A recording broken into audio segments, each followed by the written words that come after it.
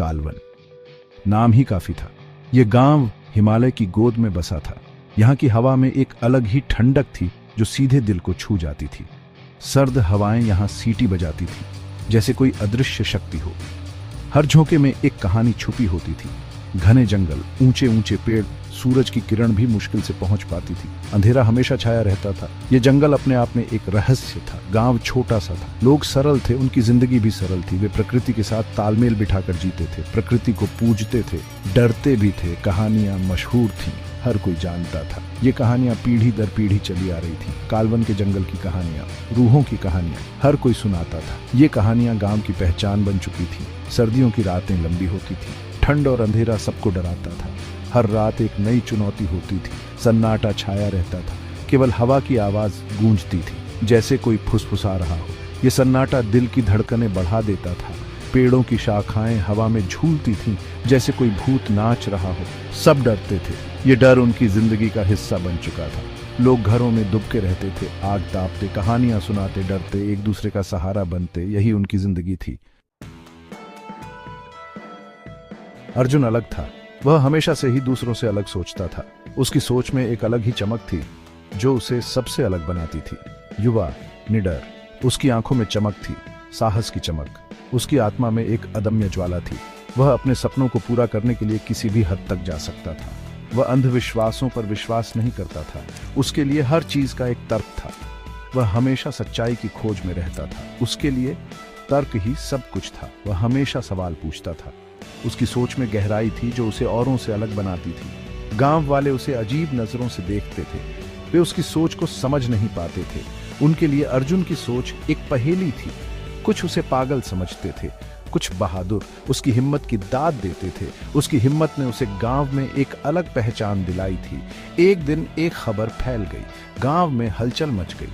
हर कोई इस खबर को सुनकर हैरान था। गांव का एक आदमी गायब था। वह जंगल में गया था और फिर कभी वापस नहीं लौटा। जंगल में गया था, वापस नहीं लौटा।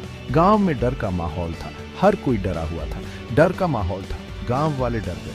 सबने जंगल जाने से मना कर दिया। कोई भी उस जंगल में जाने की हिम्मत नहीं कर रहा था। सबने जंगल जाने से मना कर दिया। कोई भी हिम्मत नहीं कर रहा था। हर कोई अपनी जान की सलामती चाहता था। सबकी निगाहें अर्जुन पर टिकी थी। क्या वह इस चुनौती को स्वीकार करेगा?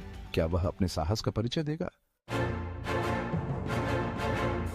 सूरज डूब रहा था। आसमान लाल हो गया था।